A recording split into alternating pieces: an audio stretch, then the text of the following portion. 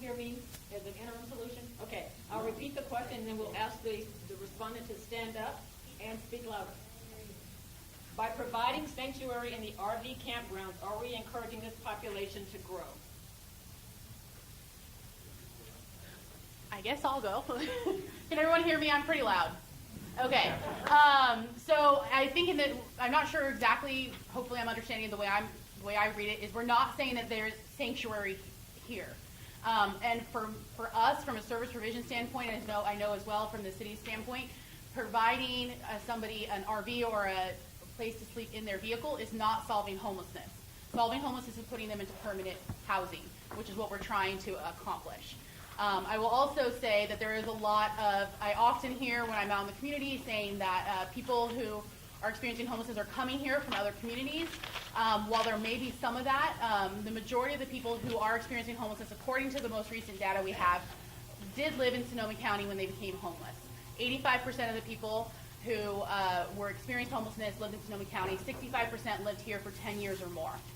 So there is a significant amount of people who are our community members that are experiencing homelessness in here.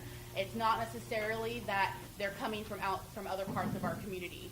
I will also say that I work in several communities. I oversee programs in 4 different counties, and every community does think that, but again, the data doesn't necessarily hold true. Now, there is a small percentage of people who are coming from other parts of our community. We're trying to drill down and get to know that a little bit more, especially correlating with some of the subpopulation information we have. But in this case, we're not saying, at least not what I understand as the outreach provider, we're not saying stay here. We're saying let's provide you a better alternative. Let's get you into an RV camp. Let's actually subsidize the funding to get you there, work with you while you're there to then find the longer term solution. So that's the outreach strategy that we have in place, not to stay here, but to find a better, more suitable alternative while we continue to work with you into permanent housing. Keep standing. The next question is the homeless population growing or reducing in numbers? Okay, so from 2012 to 2017, there was actually a 37% reduction in homelessness in Sonoma County. And in the Bay Area, we're one of the very few communities that was actually seeing such a large reduction in homelessness. Now, from 2017 to 2018, the most recent numbers actually show a 6% increase in homelessness over that year period of time. There's a couple of things that we know are working towards that potential increase. One of them was definitely related to the fires that we experienced, not so much people entering homelessness that lost their homes, but more the housing market that is now associated with the loss of the units and the influx of renters into our community. Additionally, we did see an increase, 25% increase in people who were chronically homeless, as well as an increase of people who were experiencing domestic violence, which is what led to their homelessness. So those are some of the data points we saw an increase in the 1 year period. But overall, we have seen a decrease in our community, and you can correlate that directly into people being placed into housing in ways that we hadn't been housing people before. So while the information, while it looks definitely a little bit more visible because of some of the things that have been going on with smart trains, relocating people out of encampments, as well as some of the creek cleanups that have had to happen that have also moved people out into visibility. Overall, the numbers are down according to the best data we have. Large vehicle enforcement was stated as an issue. How and when will tent camping on streets be addressed?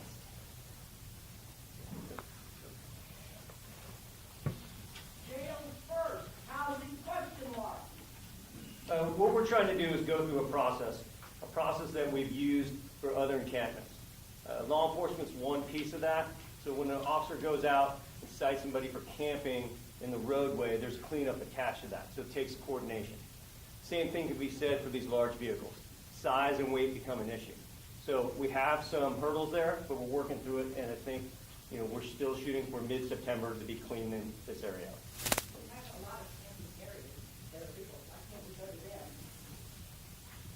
Next question is, what are you doing to coordinate with multi-agency efforts to register, ensure all the vehicles so that they can be moved to an RV park? Because a lot of people are donating time and money to this effort.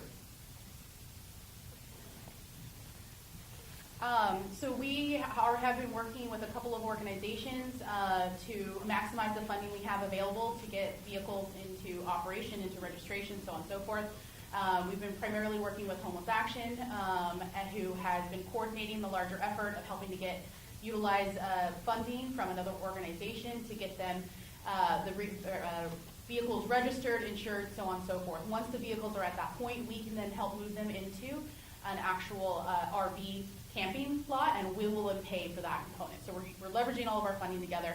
We've been sharing, the organizations who've been out in the streets, Homeless Action, so on and so forth, have been sharing their contact list with us so that we can create and understand what's happening around every single person living out here. What criteria or data are you using to evaluate your efforts? Because the public would like to see this. So, as I mentioned earlier, if you go to srcity.org/host, all of our host reports are up there. We have contracts with Catholic Charities for the San Antonio College Shelter, which the city owns, Catholic Charities operates. We also have a contract with them for the host program. As part of that contract, they're required to submit quarterly reports.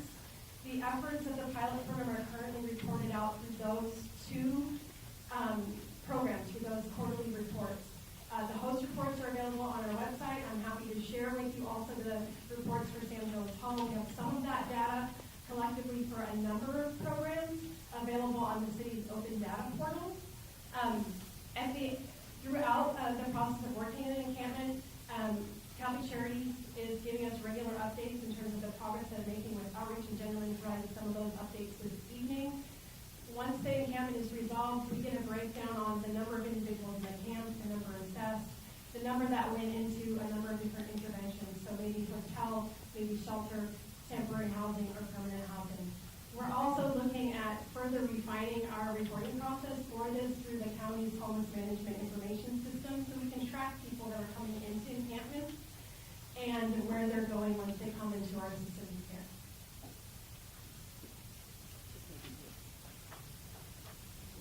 Housing first is a good solution, but there is no housing. I know there's a plan to build it, and it has been for at least 20 years. What can be done in the meantime to help these people be settled in one place?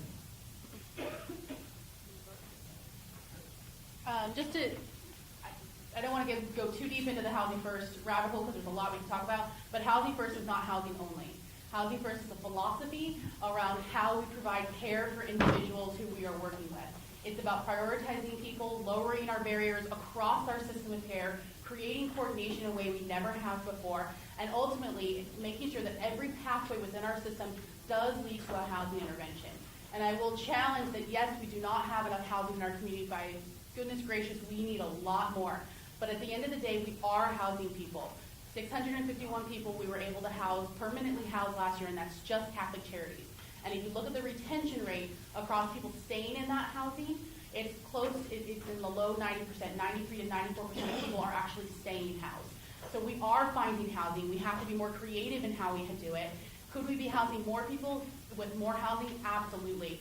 But just saying there's no housing doesn't mean we give up. It means we continue to fight for every unit we have and make sure that we get more creative with how we do it, which is part of what the council has addressed with adding funds like the risk mitigation, the rapid rehousing, so on and so forth. So there is housing out there, but it's making sure that we realize housing first does not just mean housing only. It's about how we provide care.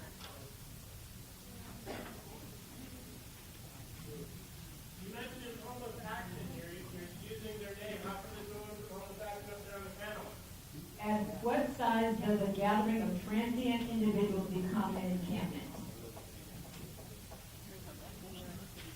There's no clear definition on that. I will say that for prioritizing encampments citywide, we first looked at encampments of size 10 or more. And then the other criteria that I discussed in terms of looking at the vulnerability of the individual living in the camp and associated health, safety, and fire risks, as well as where the encampment is located, and we focus on public property owned by the city.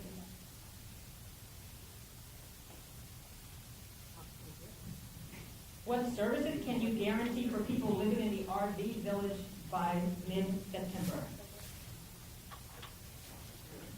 Yeah. So there's a variety of services we can offer. As I mentioned, when we're working with individuals, we first are engaging and doing the assessment. It's really understanding everybody, as much as we can about the individual, see what kind of services are open and what kind of services are available. And it's not just limited to Catholic Charities services, it's looking at all of the services across the county. For example, if we find a veteran, there's a whole host of resources that is available to that individual, not just, somebody who isn't a veteran, as the best, most clear example. But in particular, what we're really trying to do is find some sort of temporary intervention for an individual, whether it is a shelter placement, whether it is placing them into an RV, an actual RV camp, or whether it is some sort of other option like reunifying with a family member or relocating to another part of our community where that service intervention feels a little bit stronger for that person. One of the things we do is we've switched over as a continuum to have coordinated entry and to be able to do one assessment that allows every single shelter or housing program in the county be able to be offered for the individual.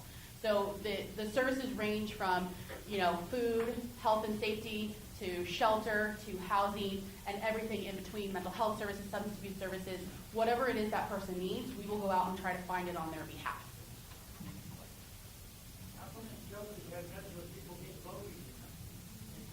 Is the city prepared to reimburse businesses for additional expenses due to additional cleanup activities on the grounds?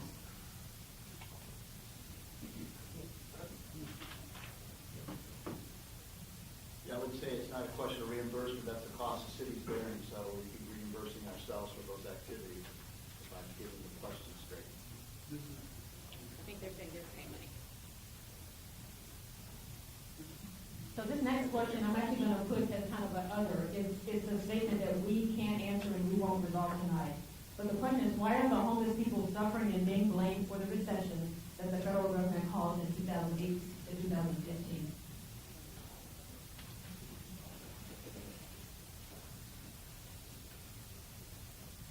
Why don't the municipalities work with the various support agencies and government to provide portable showers, porta potties, trash cans, and allow folks to stay camping? I know it's not a campground, but it's temporary, or camp in field while services and outreach is happening. Leave people alone and enforce criminal only.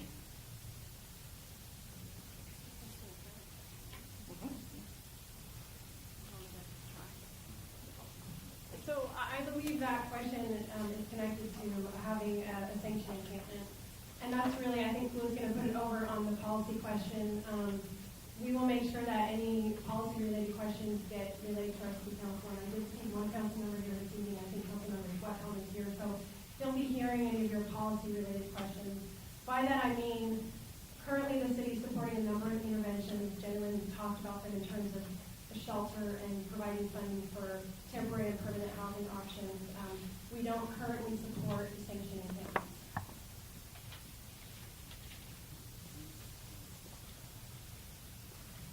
What is a long-term plan to assure this doesn't happen again? It's been a long-term problem to some degree in the 28 years I've lived directly behind this building.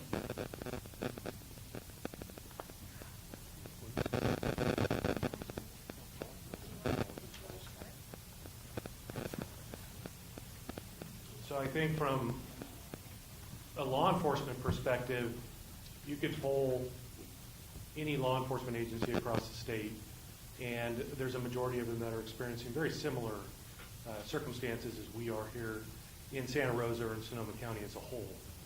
There's no outright solution to any of it, but those communities that are collaborating together, coming in meetings like this, discussing these ideas, throwing the questions up, that's what's going to ultimately help a community deal with the problem, but it's not a policing problem in and by itself. Housing is a factor in it, but it takes a bunch of different people to come up with a solution. But if you go to LA, Laguna Beach, Irvine, Sacramento, they're all dealing with the same problem, and there isn't a solution for it outright, and we have to be accepting of that until something else happens. I just want to add too that we strive through this program not to displace people to other areas of the community. That does happen, but we do put together a comprehensive services strategy for each of the encampments that we're dealing with to try and avoid displacing them to other areas of the community.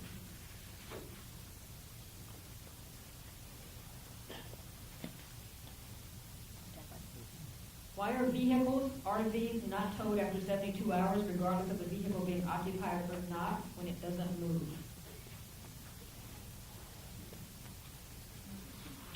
We have towed some vehicles, although it's limited. Right now, our towing capacity is centered on small vehicles, cars, trucks. Again, large RVs that are in the condition they are, that are large and have a weight capacity that is above what we currently can tow is an issue. So like I said earlier, we're working through that, and we hope to be able to hit mid-September to clean up the area.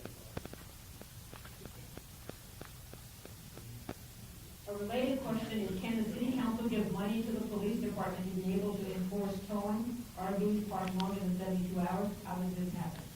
Anything to add? I'd say that's policy.